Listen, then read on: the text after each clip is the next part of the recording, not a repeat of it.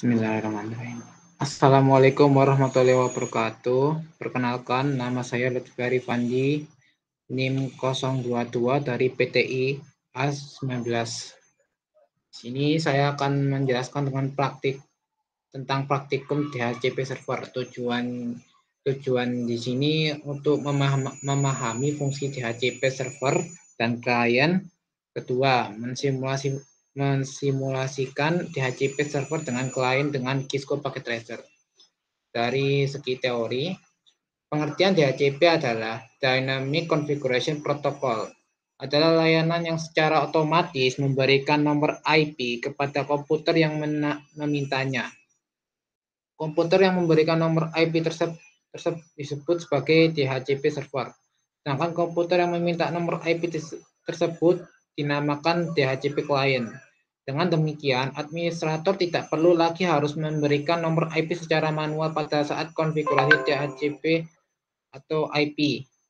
Tapi cukup dengan memberikan referensi kepada DHCP server pada saat kedua DHCP client dihidupkan, maka komputer tersebut akan melakukan request kepada DHCP server untuk mendapatkan nomor IP. DHCP server menjawab dengan memberikan nomor IP yang ada di database DHCP. DHCP server adalah setelah memberikan nomor IP, maka server meminjamkan list atau nomor IP yang ada ke DHCP client dan mencoret nomor IP tersebut dari nomor daftar pool. Nomor IP diberikan bersama dengan subnet mask dan default gateway. Jika tidak ada lagi nomor IP yang dapat diberikan, maka klien tidak dapat menginisialisasi TCP atau IP dengan sendirinya, tidak ada tersambung pada jaringan tersebut. Setelah periode waktu tertentu, maka pemakaian DHCP klien tersebut dinyatakan selesai dan klien tidak memperbarui permintaan kembali, maka nomor IP tersebut akan dikembalikan ke DHCP server dan server dapat memberikan nomor IP tersebut kepada klien yang membutuhkan. Lama periode ini dapat ditentukan dalam menit, jam, bulan, atau selamanya. Jangka waktu disebut list atau period. Jadi cara kerjanya DHCP menggunakan 4 tahap proses yang memberikan konfigurasi nomor IP. Jika klien memiliki NIC lebih dari 1 dan perlu nomor IP lebih dari 1, maka proses DHCP dijalankan untuk setiap adapter secara sendiri-sendiri. 1. DHCP discover. Klien meminta nomor IP ke server atau membroadcast mencari DHCP server. Kedua, DHCP over. DHCP server bisa 1 atau lebih server. Jika memang ada 2 atau lebih DHCP server yang mempunyai nomor IP, memberikan penawaran ke klien tersebut. DHCP request. Klien memilih penawaran DHCP server yang pertama, diterima dan akan kembali melakukan broadcast dengan message menyetujui peminjaman tersebut kepada DHCP server. DHCP acknowledgement.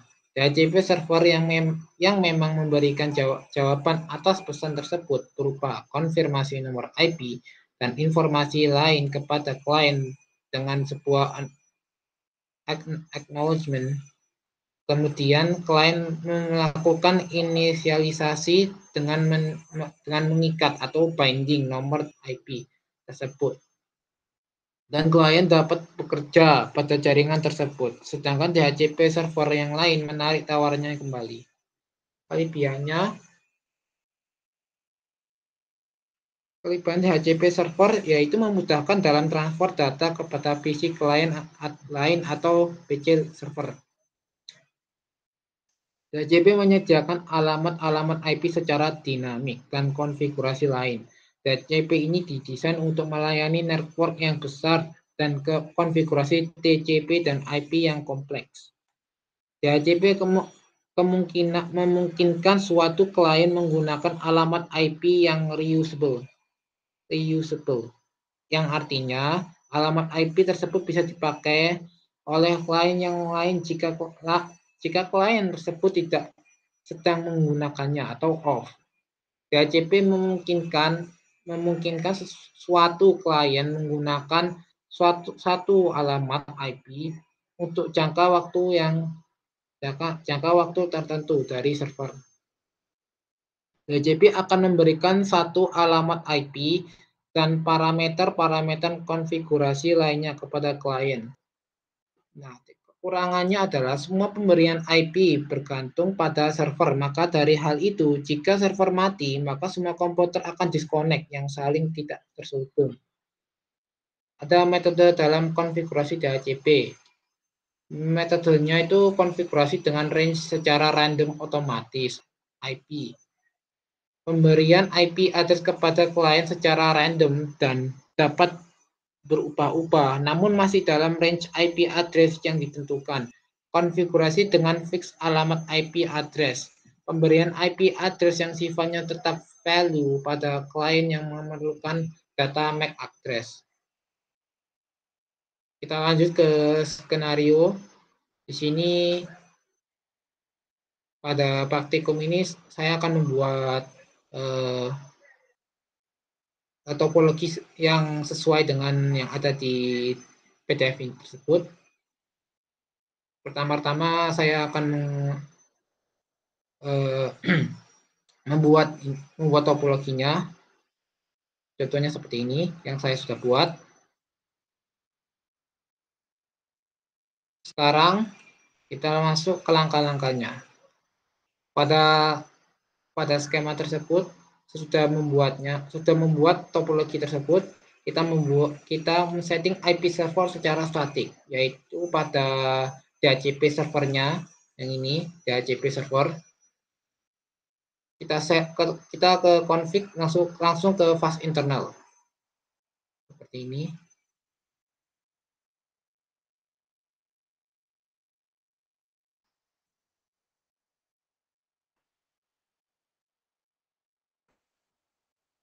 Ini.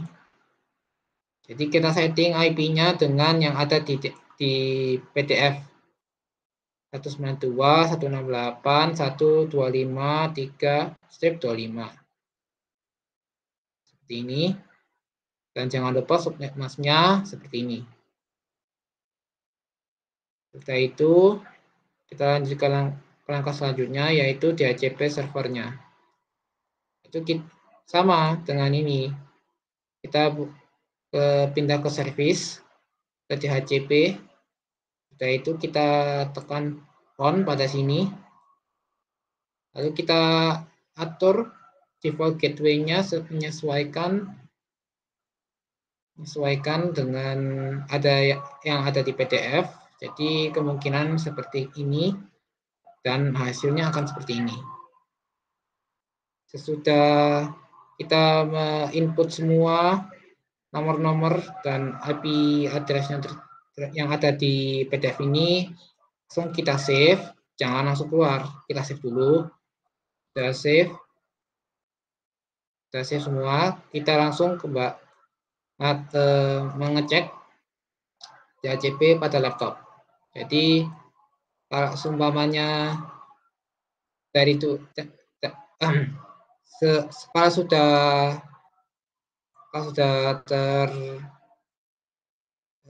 setting DHCP-nya, maka kalau di laptop sudah tersetting DHCP, maka IP address otomatis akan di request dari laptop ke server. Jadi dari laptop meminta request IP dari server dan server mengasih IP tersebut ke laptop dan ini hasilnya seperti ini. Lanjut ke smartphone, sama dengan laptop.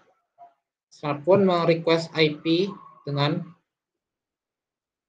request IP ke DHCP server dan DHCP server mengasih IP tersebut kemungkinan seperti ini outcome-nya.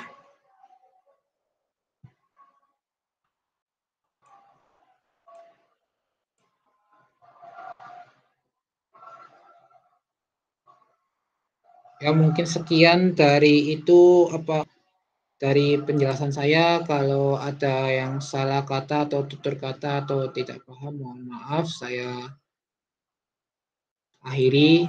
Wassalamualaikum warahmatullahi wabarakatuh.